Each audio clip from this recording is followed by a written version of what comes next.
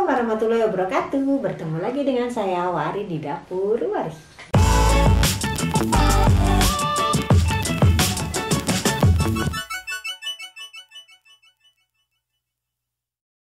Ya, pada kali ini saya mau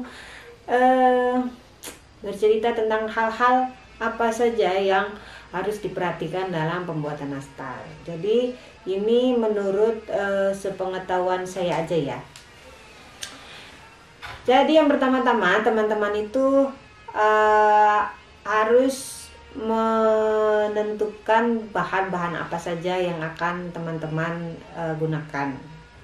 Jadi mau pakai butter kah, margarin kah, atau mau pakai keduanya. Kemudian tepung yang teman-teman akan gunakan, gula, kemudian selainya seperti itu. Kalau untuk margarin atau butter, teman-teman bisa sesuaikan aja dengan resep yang akan teman-teman akan gunakan. Kemudian untuk tepung, usahakan teman-teman membeli yang kemasan. Jadi karena yang kemasan itu kelembapannya itu lebih terjaga daripada yang teman-teman beli curah seperti itu. Karena nanti akan berpengaruh pada hasil nastar itu sendiri. Ya teman-teman, kalau misalnya beli yang kemasan itu ada berbagai macam merek, teman-teman bisa beli sesuai dengan kebutuhan teman-teman yang mana saja. Kalau menurut saya yang kemasan itu sebenarnya sudah bagus aja selama dia masih kemasan tertutup dan belum terbuka dan tidak ada bocor. Kalau untuk mau disangrai atau tidak itu juga tergantung dari ketetapan hati teman-teman sekalian. Jadi kalau teman-teman ingin menyangrainya dulu supaya tepungnya lebih kering, kemudian menghasilkan nastar yang lebih renyah seperti itu, silakan teman-teman bisa lakukan. Kemudian untuk gula, usahakan beli gula yang kering. Jadi jangan beli gula, kalau saya sih menyarankan untuk menggunakan gula yang kemasan. Kenapa? Karena gula yang kemasan itu selalu kering ya. Karena kalau yang gula yang curah itu kadang beli kering, kadang beli basah seperti itu. Kalau untuk cake sih sebenarnya nggak begitu ada pengaruh banget. Tapi kalau untuk kue kering, saya sarankan untuk beli yang kering. Akan mempengaruhi dari hasil nastar tersebut. Kemudian yang digunakan selanjutnya adalah susu. Susu itu yang akan membuat rasa nastar itu akan lebih creamy. Nah, teman-teman bisa tentukan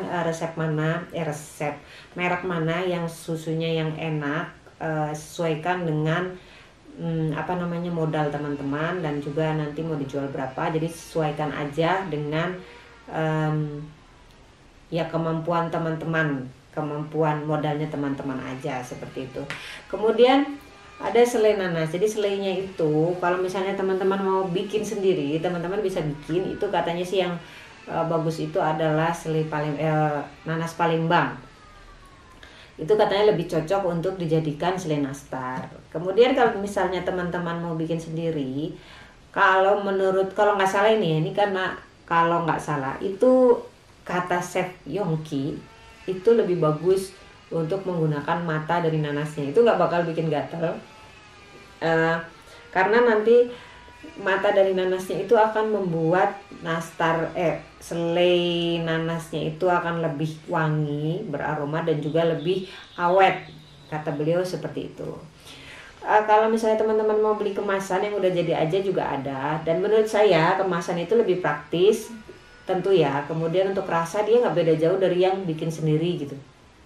Kalau yang kemasan itu ada macam-macam rasanya, teman-teman bisa cek aja di video-video saya yang di bawah banget itu. Saya pernah membahas tentang ada selai nastar, itu ada dua, yaitu Doni dan juga selai royal. Itu teman-teman sesuaikan aja mana yang seleranya teman-teman. Kalau selai Doni itu dia cenderung lebih asam daripada yang royal. Kalau yang royal itu tidak lebih asam. Jadi lebih asam yang Doni gitu aja. Tapi kalau untuk manis ya keduanya hampir-hampir mirip. Silakan teman-teman cek aja video saya. Kemudian yang mempengaruhi lagi adalah cara pengocokan teman-teman. Mungkin teman-teman bingung ya, ada yang resep nastar yang langsung di grup jadi satu, bahan langsung diaduk, langsung dibuat. Kemudian ada juga yang di mixer dulu margarinnya, menteganya sampai berapa menit, kemudian baru dimasukkan bahan-bahan kering seperti itu. Kalau saya menggunakan teknik yang di mixer dulu selama 1 menit butternya, kemudian baru dimasukkan bahan-bahan kering. Nah itu untuk nanti adonannya dia akan berbeda, karena kalau yang untuk yang di mixer itu mulungnya itu lebih gampang, tinggal ambil dipulung taruh gitu, jadi nggak terlalu lama dia kepegang di tangan gitu. Kemudian kalau yang langsung dijadikan satu itu dia akan cenderung lebih lama untuk membenarkan adonannya ya, karena lebih lebih kayak kalis ya. Sebenarnya itu tergantung dari resepnya teman-teman ya. Kalau teman-teman menggunakan terlalu banyak terigu mungkin akan lebih alot lagi kalau misalnya untuk membundar-bundarkannya ya. Kemudian teman-teman yang perlu diperhatikan adalah waktu panggang dan panas panggangannya. Jadi kalau teman-teman apinya terlalu besar, jadi oven masing-masing orang itu berbeda. Kalau saya bilang besar, mungkin di tempat teman-teman itu sedang atau besar sekali, itu beda ya.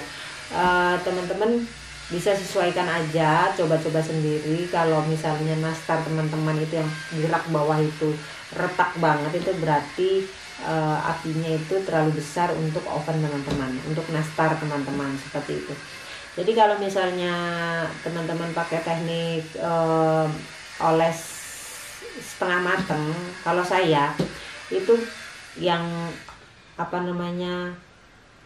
nastar gundul yang di bawah itu yang ada retaknya dikit-dikit gitu, itu biasanya saya pindah ke tengah. Itu nanti biasanya retakannya itu akan menutup. Nah itu kemudian setelah menutup, nah itu baru saya oles. Kemudian yang sudah dioles itu saya akan taruh di bagian atas, kalau nggak di bagian tengah. Kenapa? Supaya dia nggak retak lagi gitu. Kalau ditaruh di bagian bawah dia bakal retak. Jadi oven teman-teman itu kalau bagian bawah, bukan oven teman-teman ya, oven saya.